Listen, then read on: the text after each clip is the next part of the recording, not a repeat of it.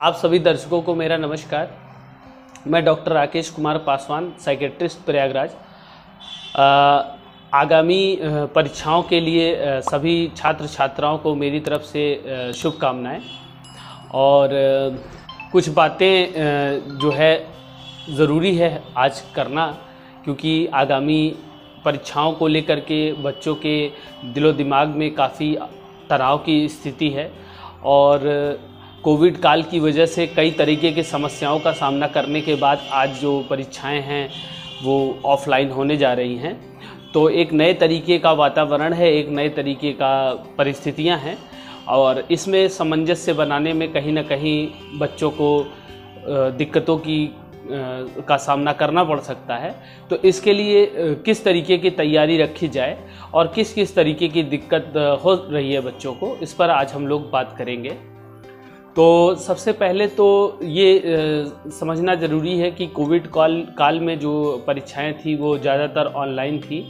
और बहुत कम तैयारी से लोगों ने दी थी। और साथ ही साथ अगर कई बार तो ऐसा भी हुआ कुछ क्लासों में कि बिना परीक्षाओं के ही बच्चों को प्रमोट कर दिया गया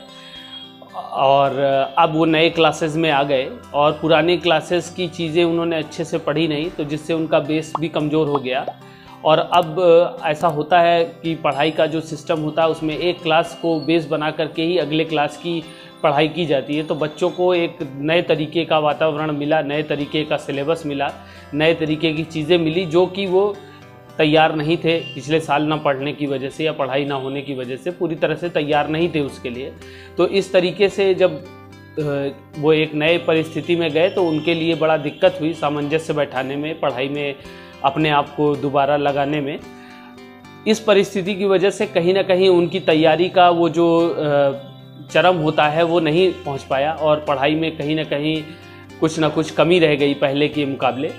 तो जब अब ये परीक्षाएं आ गई हैं तो बच्चों में किसी न किसी प्रकार की चिंता, किसी प्रकार का डर होना बहुत स्वाभाविक है।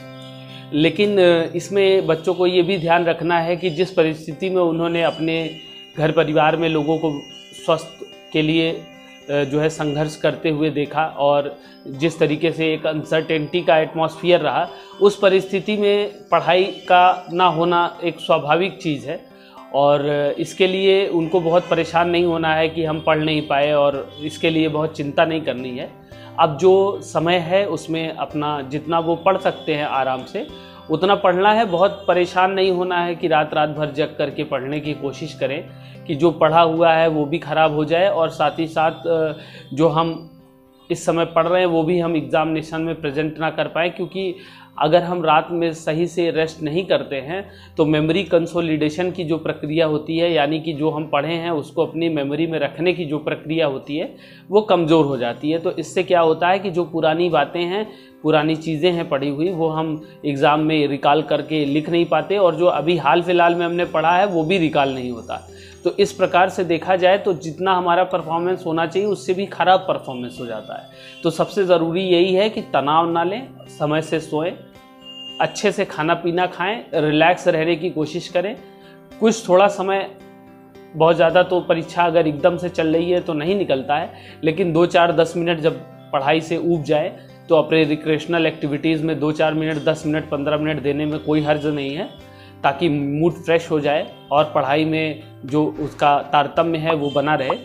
तो इन सब चीज़ों का ध्यान रख करके ही हम परीक्षा देने जाएं और परीक्षा के दौरान भी घबराने की आवश्यकता बिल्कुल नहीं है। जितना हमको आता है हम उसको अच्छे से लिखें, उसको अच्छे से प्रेजेंट करें और निसंदेह जितना हमको आता है अगर हमने अच्छे से पढ़ाई की है तो हम अच्छा परफॉर्मेंस करेंगे। और यदि अगर हमने नहीं पढ़ाई की है तो भी हमें परेशान नहीं होना है, आगे भविष्य में हमको मौका मिलेगा, हम दोबारा पढ़ाई करके दोबारा अच्छे से पेपर दे पाएंगे। लेकिन जो ये प्रक्रिया चल रही है इसको हमको अच्छे से, पूरे तल्लीनता से, मेहनत से, बिना चिंता के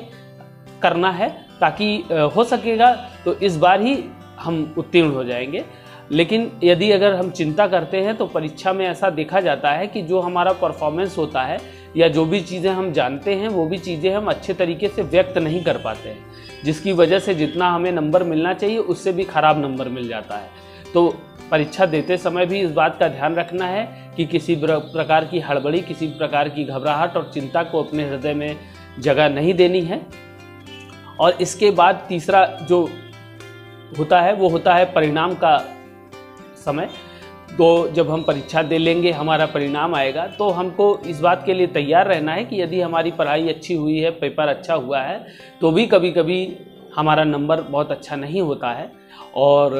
हमारा जो आकलन है वो टीचर के आकलन से, अध्यापक के आकलन से मेल नहीं खाता है। तो ऐसी परिस्थिति में यदि नंबर कम आता है, कभी कभी दुर्भाग्यपूर्ण रूप से व्यक्ति फेल भी हो जाते हैं, तो इसमें भी बहुत परेशान होने की ज़रूरत नहीं है। नए उमंग, नए तरंग से हम दोबारा अगले साल के लिए तैयारी करेंगे। जीवन में 1 साल 2 साल का इतना महत्व नहीं होता है जितना महत्व हमारे मानसिक और शारीरिक स्वास्थ्य का होता है, क्योंकि हम 1 साल 2 साल के बाद उसको दोबारा पढ़ के रिगेन कर सकते हैं। लेकिन अगर हमने अपनी चिंता में मानसिक स्वास्थ्य को डिस्टर्ब कर लिया तो कभी कभी हम उस स्थिति में ऐसी घटना को अंजाम दे देते हैं जिससे हमारा जीवन ही ख़त्म हो जाता है। तो हमको इसको भी ध्यान देना है कि यदि कोई निगेटिव परिणाम आता है तो उसको हमें बहुत चिंता नहीं करनी है। और एक बात का और विशेष ध्यान देना है कि कभी कभी हम बहुत अच्छे होते हैं पढ़ाई में, लेकिन कभी हमारे दूसरे साथ के सहपाठी उतने अच्छे नहीं होते हैं। तो हमें उस कंडीशन में 2 बातों का ध्यान देना है कि अपने साथ के सहपाठियों से सहयोगात्मक रवैया रखना है, उनको किसी भी तरीके का निगेटिव कमेंट नहीं देना है, किसी प्रकार से उनको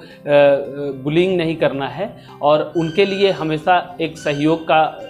जो भी हम दे पाएँ, अपनी नोट से उनकी मदद कर पाएँ या कुछ बताकर जो है कि ये पढ़ लीजिए तो ये आपके परीक्षा में आ सकता है, इस तरीके की कोई अगर हेल्प कर पाएँ तो हमें उनकी हेल्प करनी चाहिए। और ये देखा गया है कि जो लोग इस तरीके का स्वभाव रखते हैं, ईश्वर उनकी मदद करता है और परीक्षा में उनके और अच्छे परिणाम उनको देखने को मिलता है। इन सभी चीज़ों के साथ बस यही निवेदन है कि आने वाली परीक्षाओं को बहुत ज़्यादा तनावपूर्ण तरीके से ना लें और एक जीवन का एक महत्वपूर्ण